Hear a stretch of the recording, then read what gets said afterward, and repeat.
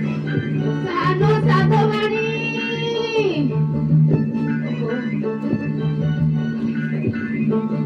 ବଡ଼ ସାଧବାଣୀ ସାନ କେହି କଣ ଶୁଣୁ ବୁଢ଼ୀ କାହିଁକି କଟା ଗଲୁ ସେଟା ଭିତରେ ଦେଇ ବলে বেটা আরে এই বুড়ো জামুটা তুই তো উঠে দেইকি যাবা শুন বা মলা মলা মলা এ চাকর টোকাটার এড়ে বহব ম আরে মুহ উপরে কপাটাটাକୁ ବାଡ଼େଇ ଦେଇକି ଚାଲିଗଲା ହଇରେ ହେ ତତେ କଣ ମଣିଷ ଗନ୍ଧଉଛନ୍ତି କି ରେ ବାଡ଼ି ପଡ଼ା ତୋର କଣ ବେଳ ଅବେଳା ନାହିଁ ଯେତେବେଳେ ପାରୁଛୁ ଚାଲି ଆସୁଛୁ ଯାଇ ଯା ପରେ ଆସିବୁ ବିଲ ବାଡ଼ିରେ ହେଲେ କାମ କରୁନୁ ଏମିତି ବାନ୍ତି ଖାଇବାକୁ ତତେ ଭଲ ଲାଗୁଛି ଦେ ଦେ ହାଲୋ ମୁଁ ଏଇ ବୟସରେ ବିଲ ବାଡ଼ିରେ କାମ କରିବି ଶୁଣୁ ବା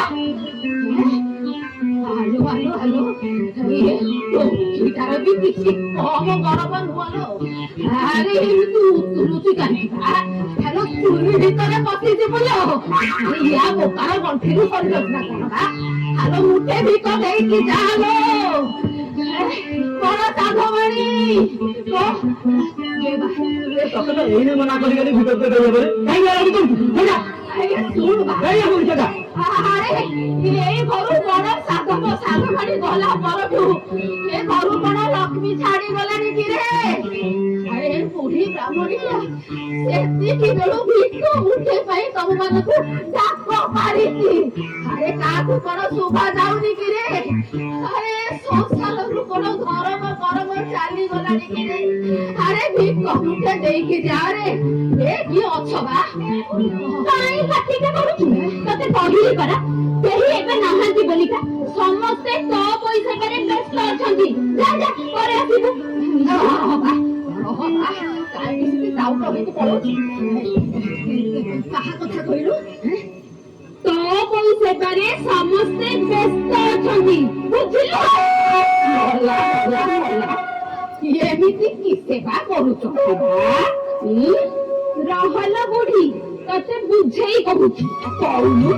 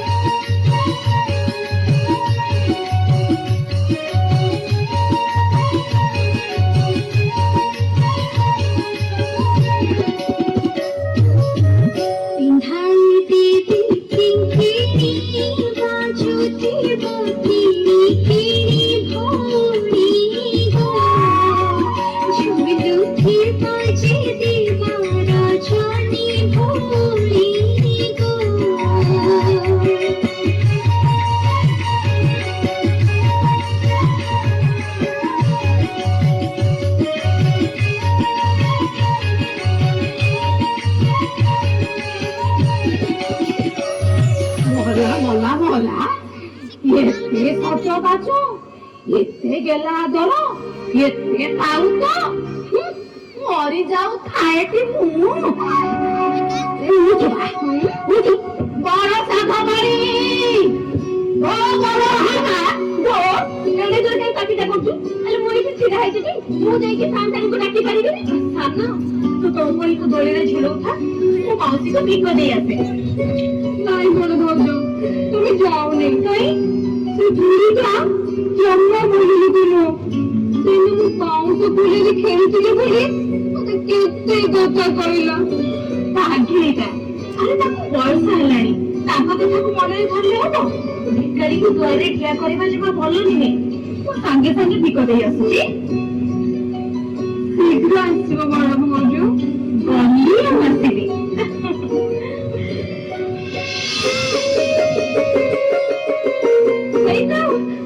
ବଡ ଥଣ୍ଡାରେ ଆସିଲେଣି। ଚମ୍ପା, ମାଉସୀ ପାଇଁ ଯାଇକି ଚାଉଳ ପରିବା ନେଇ ଆଣୁଛି। ମନମଣା କରିବୁନି ମାଉସୀ, ଭିକ ଖଣ୍ଡି ପାଇଁ କେତେ କଣ ଜଗି ବସିଛୁ। କଣ କରିବି କହିଲୁ?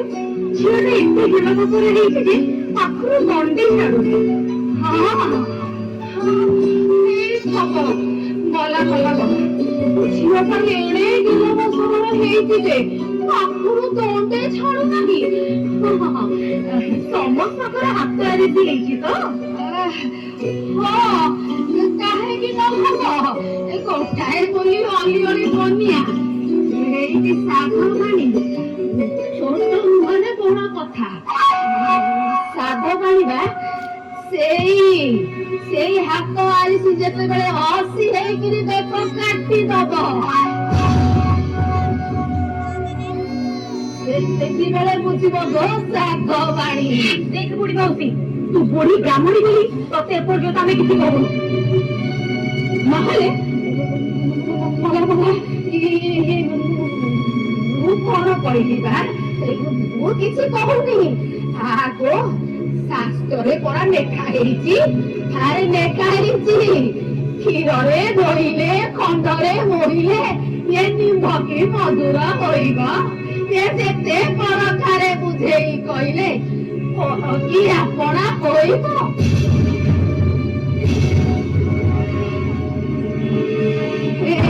ସାଧବାଣୀ, ତମକୁ ଯଦି ଖରାପ ଲାଗୁଛି ତାହେଲେ ମତେ ପହରାରେ ପାହାରେ ଦିଅ ଗୋ।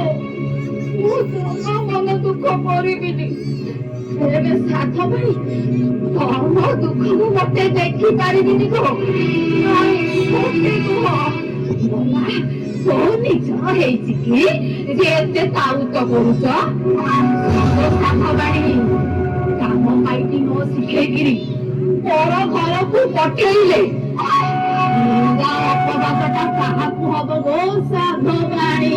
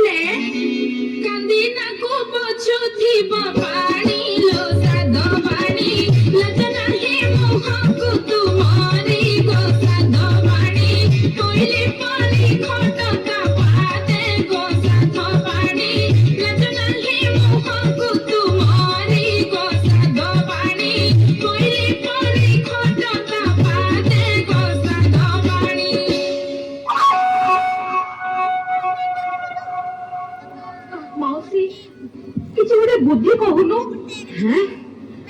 ହଁ, କଥା କହିଛ ସାଧବାଣୀ, ଏଇଟା କଥା ନା। ଉଠି ରୁହ ତାର ଗୋଟେ ବାହାର କରୁଛି। ଏଇଠି ସାଠମଣି ସୁଭଦ୍ରା ସେ ଟୋକିଟାକୁ ଦିନ ରାତି କୋଳିରେ ବସେଇକି ଝୁଲଉଛନ୍ତି ନା ତାକୁ କାମ ପାଇଥିଲେ ନପାଉ ନା ଯାହା ତୁ କହୁନା ଛେଳି ଗୋଡରେ କଣ ଧାନ ମକଚି ହୁଏ?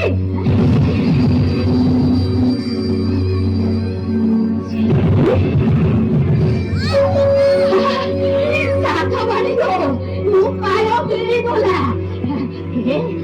ସାଧବାଣୀ ତମ ଘରେ କଣା ଗୋଟିଏ ଛେଳି ଅଛନ୍ତି?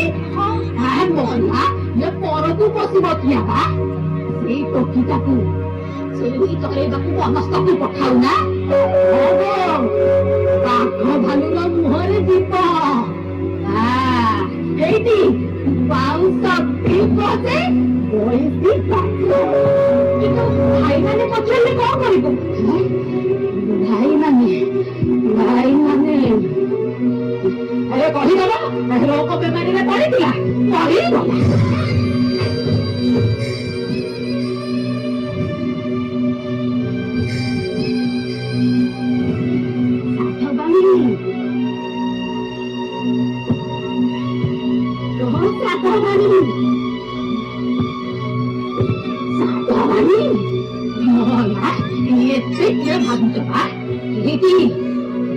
ଜମା ଭାବିବାର ବେଳ ନୁହବ ସାଧବାଣୀ।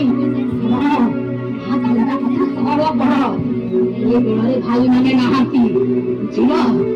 ଏଇ ସୁବର୍ଣ୍ଣ ସୁଯୋଗକୁ ହାତ ଛଡା କଲେ କହି ଦଉଛି ସାଧବାଣୀ ଗଛକୁ ଖାଲି ମୁଣ୍ଡ ପିଟି ପିଟି ମରିବା ସାର ହବ ଗୋ ସାଧବାଣୀ।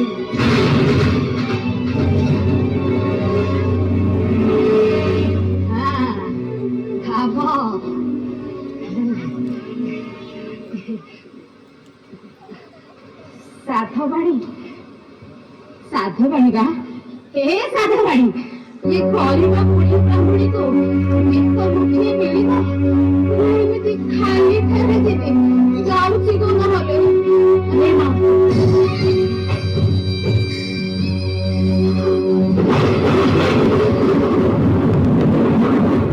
ସାଧବାଣୀ ବା ଠାକୁରେ ତମର ମଙ୍ଗଳ କରୁଥିବ ସୁରକ୍ଷାରୀ ହେଇଥା। ଏ ଧନ ଦରବରେ ତୋ ଘର ପୁରୀ ଉଠୁବା ମଲା। ସାଧବାଣୀ ଯାଉଛି ଗୋ ଫେରେ କହୁଥିଲା ଆସିବି ଜୁହାର ଭଲରେ ଥା ଭଲରେ ଥା।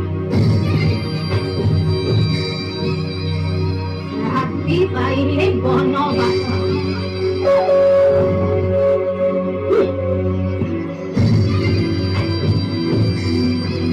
ଏଥର ତୋ ସୁଖ ସିରି ଗଲା ବୋଲି ଜାଣଲୁ ତ